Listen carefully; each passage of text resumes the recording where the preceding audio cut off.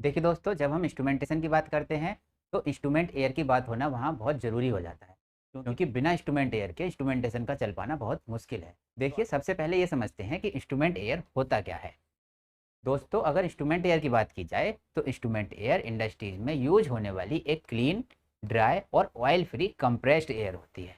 ठीक है, क्लीन होती है, ड्राई होती है और ऑयल फ्री होती है। ठीक है, ये तीनों क्वालिटी होती हैं इंस्ट्रूमेंट एयर में। इसका यूज न्यूमेटिक इंस्ट्रूमेंट्स और कंट्रोल वाल्व्स को ऑपरेट करने के लिए किया जाता है।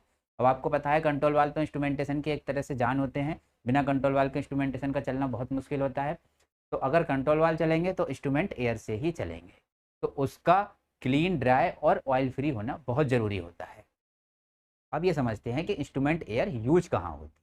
देखिए दोस्तों, बहुत सारे इंडस्ट्रियल इंस्ट्रूमेंट्स को इलेक्ट्रिकल सिग्नल से कंट्रोल किया जाता है, लेकिन उनकी एक्चुअल मूवमेंट कंप्रेस्ड एयर की मदद से होती है, जैसे कि कंट्रोल वाल्व को ओपन और क्लोज करना। अब कंट्रोल वाल्व के लिए हम क्या करते हैं भाई, कंट्रोलर से 4 to 20 मिली एम्पियर सिग्नल भेजेंगे। 4 to 20 मिली एम्पियर सिग्नल किसी कंट्रोलर से भेजा जाएगा, ठीक। लेकिन जो कंट्रोल वाल्व होगा वो तो एक्चुअली इंस्ट्रूमेंट एयर से ही चल रहा है ना, ठीक है। तो उसके लिए हमें कंप्रेस्ड एयर की ज़रूरत पड़ेगी, ठीक। उसके अलावा पोजिशनर को ऑपरेट करना, कंट्रोल वाल्व पे जो पोजिशनर लगा होता है वो भी इंस्ट्रूमेंट एयर से ही चलता है। और न्यूमेटिक एक्चुएटर को ऑपरेट करना, इन सब के लिए इंस्ट्रूमेंट एयर की ज़रूरत होती है। अब सबसे बड़ी बात यह है कि भाई इंस्ट्रूमेंट एयर का हम यूज क्यों करते हैं। एयर तो हम नॉर्मल भी यूज कर सकते हैं, तो हमें इंस्ट्रूमेंट एयर की ही क्यों ज़रूरत पड़ी। ये क्वेश्चन आपसे इंटरव्यूज में भी पूछ लिया जाता है और बहुत एक ऐसा क्वेश्चन होता है कि बहुत सारे लोग इसमें बहुत ज़्यादा कन्फ्यूज हो जाते हैं। तो चलिए इसको समझते हैं। बहुत ही सिंपल इसका आंसर है। देखिए दोस्तों, इसका रीज़न ये होता है कि नॉर्मल कंप्रेस्ड एयर में मॉइस्चर, ऑयल और डस्ट हो सकते हैं, ठीक है। अगर ये इम्प्योरिटीज कंट्रोल वाल्व या न्यूमेटिक इंस्ट्रूमेंट के अंदर चली जाएं तो क्या होगा भाई, तो उससे वाल्व जाम हो सकता है, पोजिशनर खराब हो सकता है और मेजरमेंट या कंट्रोल में एरर आ सकता है। अब कंट्रोल वाल्व के अंदर, पोजिशनर के अंदर अगर मान लीजिए डस्ट पहुंच जाए, उसके अंदर अगर मॉइस्चर पहुंच जाए तो क्या होगा भाई, वो तो सही से काम करेगा नहीं। तो उससे वाल्व भी ऑपरेट नहीं होगा, तो उससे हमारा प्रोसेस भी डिस्टर्ब होगा। तो इसलिए हम जो एयर यूज करते हैं वो बिल्कुल एकदम क्लीन एयर यूज करते हैं।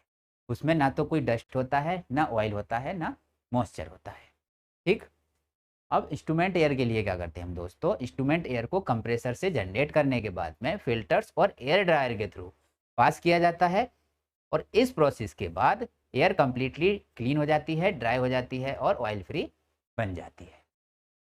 देखिए, एक बात और आप ध्यान रखना, जनरली इंडस्ट्रीज में इंस्ट्रूमेंट एयर का प्रेशर लगभग 6 से 7 बार रखा जाता है।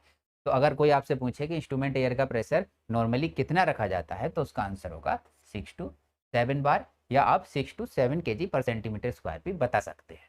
चलिए अब एक एग्जाम्पल ले लेते हैं कि इंस्ट्रूमेंट एयर का हम एग्जैक्टली यूज कर कहाँ रहे हैं। मान लीजिए एक कंट्रोल वाल्व को किसी पाइपलाइन में फ्लो कंट्रोल करने के लिए लगाया गया है, ठीक है। अब डीसीएस कंट्रोलर ने वाल्व को 50% ओपन करने के लिए कमांड दिया, ठीक।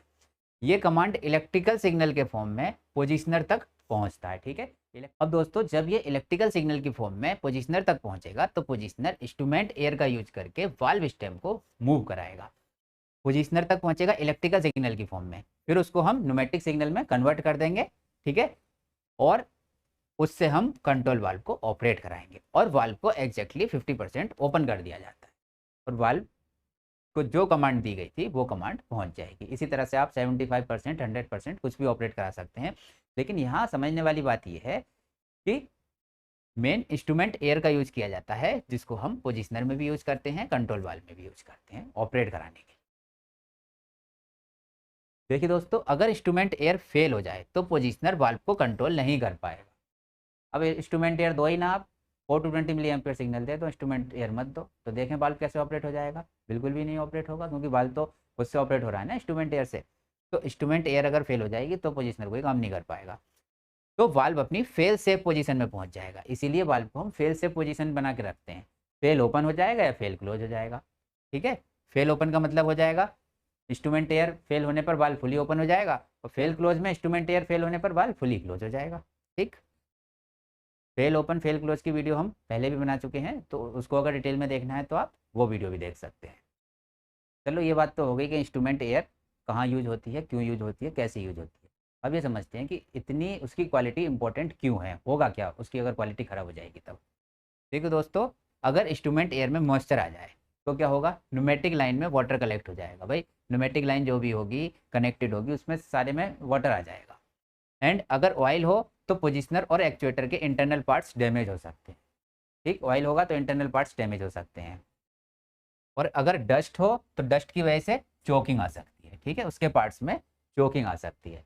तो ऑयल, डस्ट और ये मॉइस्चर, ऑयल, डस्ट और मॉइस्चर, ये तीनों इंस्ट्रूमेंट एयर में नहीं होने चाहिए, इनको हम पहले ही रिमूव कर लेते हैं।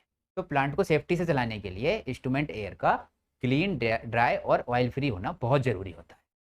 तो दोस्तों ये थी हमारी आज की वीडियो इंस्ट्रूमेंटेशन। किसी तरह की वीडियोज़ के लिए आज ही हमारे चैनल को सब्सक्राइब कर दीजिए। Thanks for watching the video.